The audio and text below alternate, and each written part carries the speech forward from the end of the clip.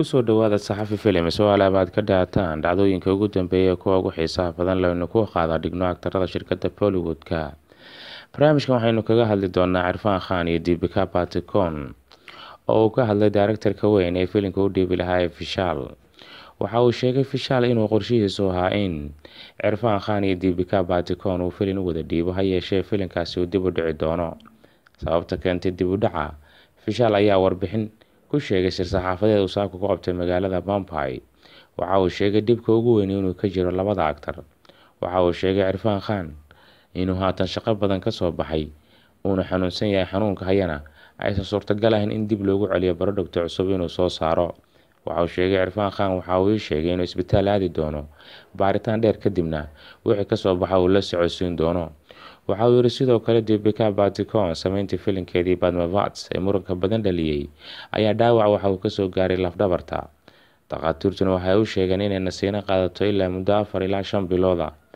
Nasiinahaasina ma dhawo buu yiri 6 bilood kadib ayaynu kulmi doonaa Deepika halka Irfana laftiisa natiijada ka soo baxda baaritaanka lagu sameyn doono aanan garan karin waqtiga ay qaadanayso nasiinihiisu.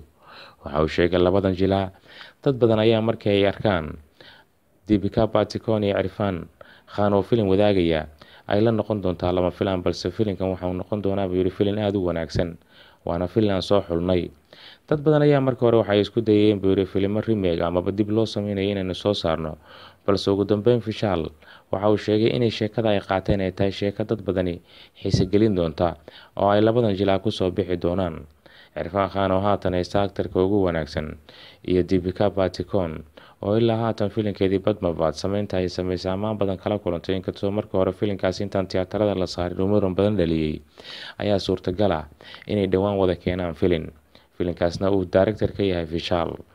Daawadayaal barnaamijka aynu kaga hadlaynay xanuunka iyo cudurrada la soo dirsan labada jilaa ee Irfana iyo Deepika oo hakiyo filimka uu sameyn lahaayeen Vishal.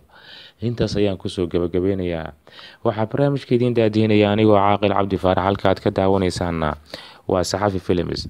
haddaba si aad uga mid noqotid baada saxafi Films ku xiran subscribe la noqo saxafi Films fikirkaagana inoogu reeb qaybta comments-ka ee saxafi Films.